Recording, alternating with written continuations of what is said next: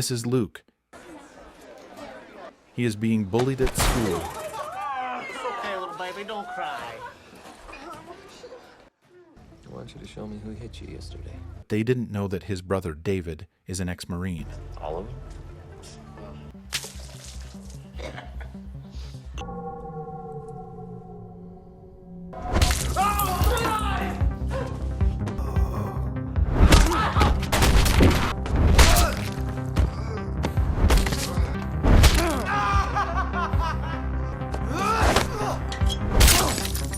Punishes them and pays for the damages.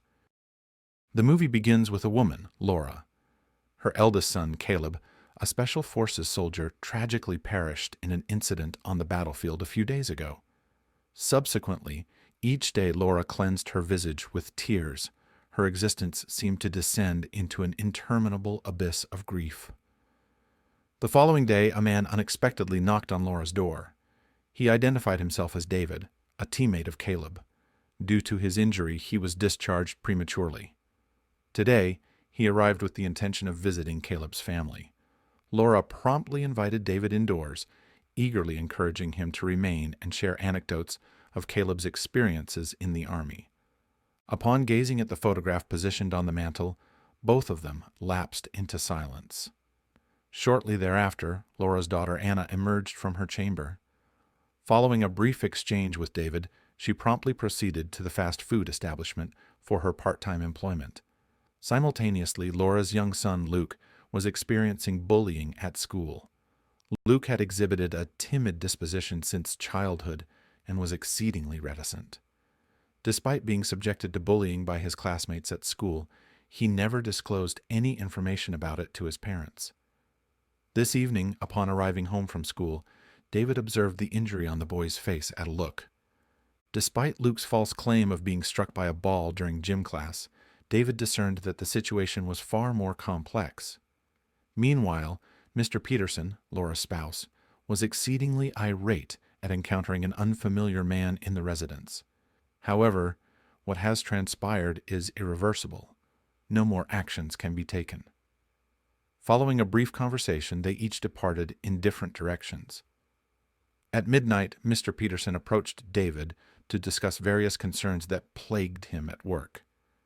He informed David that a young guy named Alan had attained the managerial position in under 4 years, a goal he had pursued throughout his entire life. His statements conveyed profound bitterness and powerlessness. The two conversed for an extended duration. Morning arrived swiftly. David voluntarily proposed to transport Luke from school post-dismissal. However, after Luke entered the vehicle, David declined to depart. He was awaiting the bunch that had harassed Luke the previous day. Following Luke's indication, David promptly pursued the gang to a bar to confront those conceited individuals who enjoyed intimidating others. David explicitly requested a cocktail for each of them.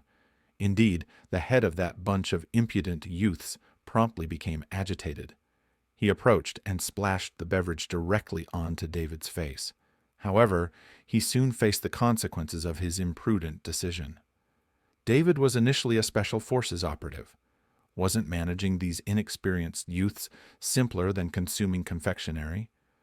Within a few minutes, retribution was exacted, and the fury diminished.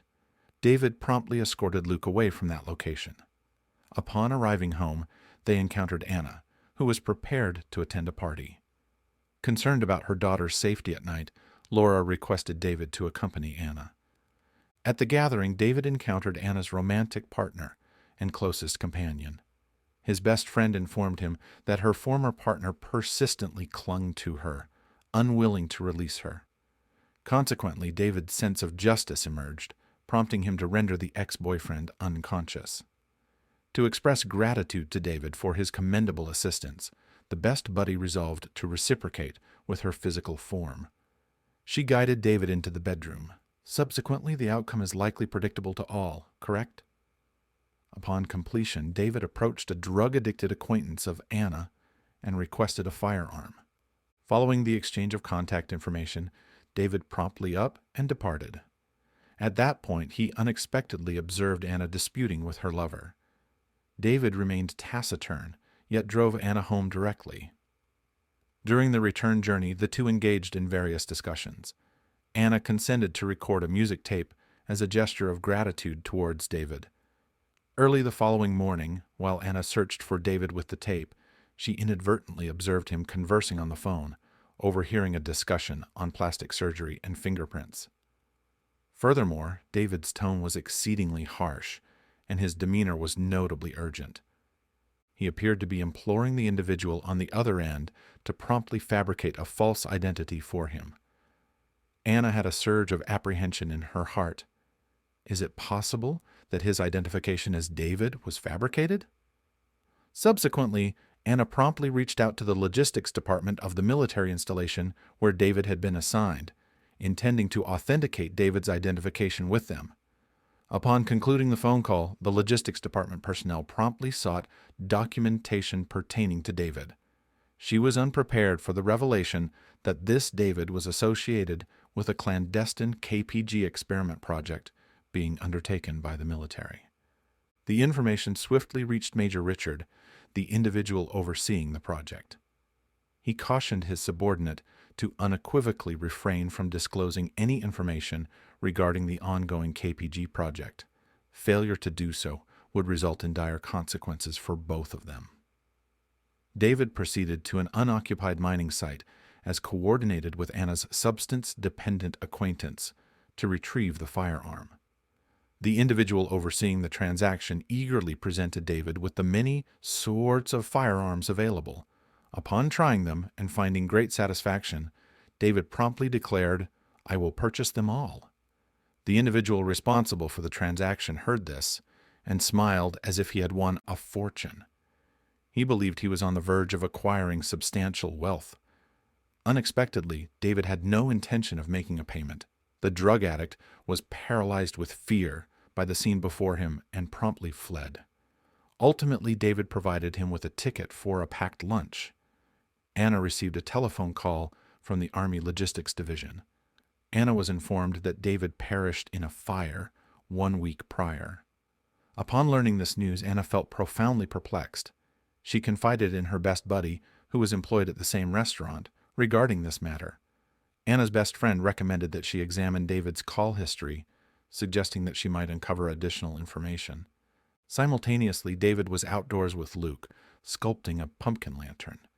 He explicitly advised Luke that an individual cannot be excessively weak.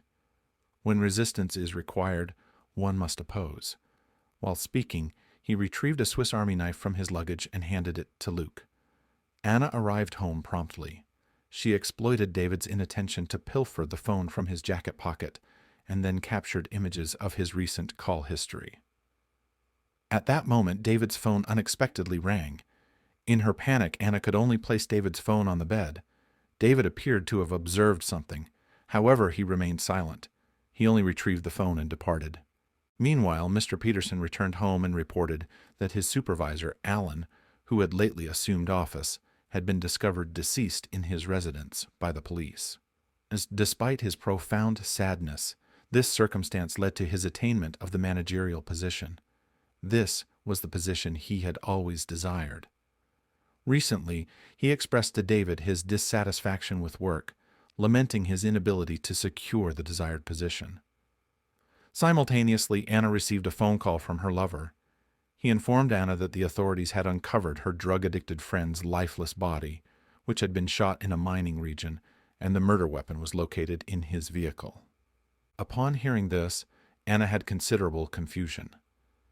Who may have perpetrated this and subsequently implicated her boyfriend?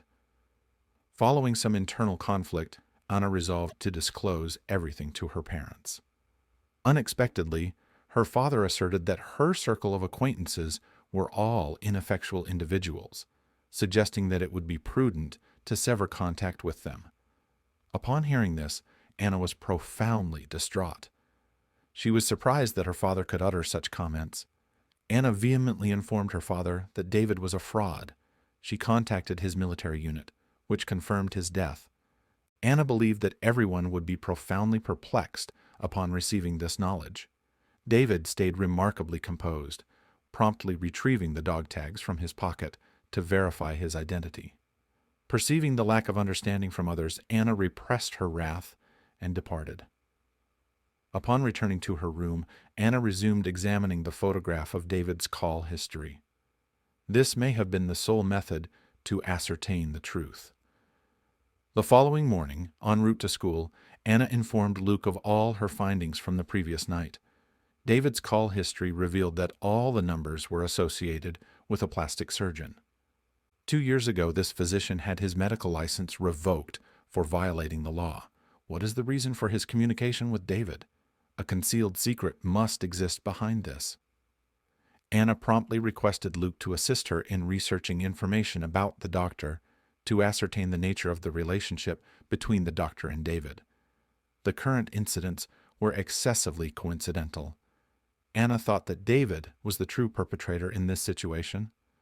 Upon getting at school, Luke promptly retrieved his computer and commenced an internet search for information systems pertaining to the doctor.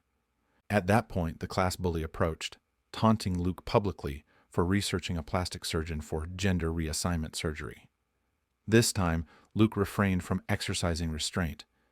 He recalled David instructing him on the necessity of learning to defend himself. Shortly thereafter, the homeroom teacher summoned Laura to the school. David accompanied as well. Upon reviewing all the information, David commended Luke for his commendable performance. The school administrators disagreed. They contended that Luke had employed violence at school and should be promptly expelled. Upon hearing this, David had profound discontent.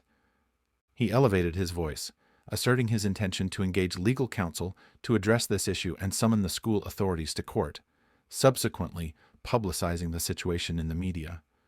A child subjected to bullying at school is expelled solely for exercising legitimate self-defense. Let us examine how you all sanitized that matter. The school administration, upon hearing David's remarks, were terrified and consequently moderated their tone, stating that they would no longer deport him, but would impose a punishment on Luke by requiring him to prepare for the school's Halloween event. The two assented upon hearing that. As David was about to depart, Luke abruptly summoned him back. After experiencing numerous events, Luke perceived David as not being a malevolent individual. He promptly informed David of all of Anna's suspicions against him. Luke candidly acknowledged her awareness of David's false identity, although remained indifferent, as everyone possesses their own secrets. Upon hearing this, David became immobile for 5 seconds. Luke subsequently assured David that he would unequivocally refrain from disclosing this information to anyone. Upon hearing this, David offered a significant smile. In a cutscene, Richard was guiding a contingent of mercenaries to Laura's residence. They inquired of Laura whether she had encountered David. Simultaneously, David, emerging from the house, also observed Richard. Without uttering a word, both parties promptly pulled their firearms and engaged in combat. Observing this, Richard took the initiative, seizing a firearm and advancing into the fray. Following an intense gunfight, Laura's residence was now perforated with numerous holes resembling a beehive. Noting the absence of noise from within, several mercenaries entered, armed with their firearms. Subsequently, they received a complimentary ticket for a boxed lunch from David, who was concealed beneath the bed. He found Laura quaking with terror. To evade detection, David utilized a kitchen knife to murder Laura.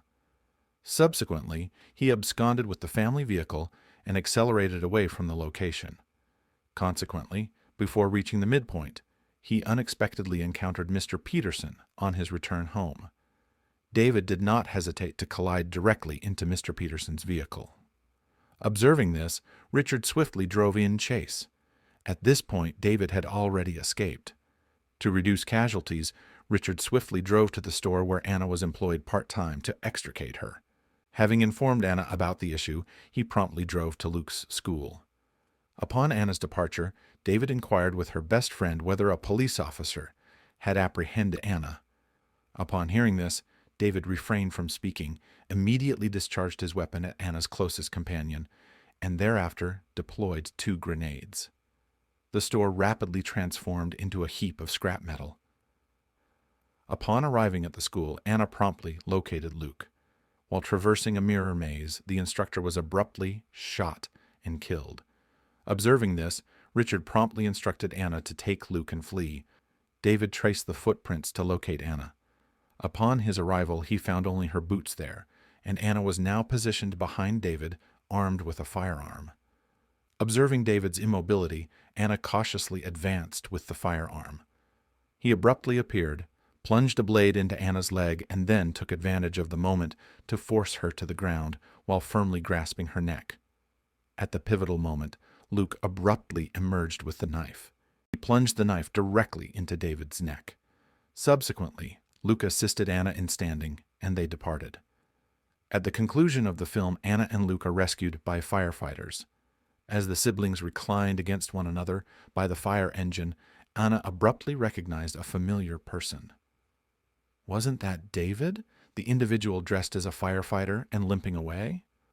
Please like and subscribe for more videos like this. Thanks for watching.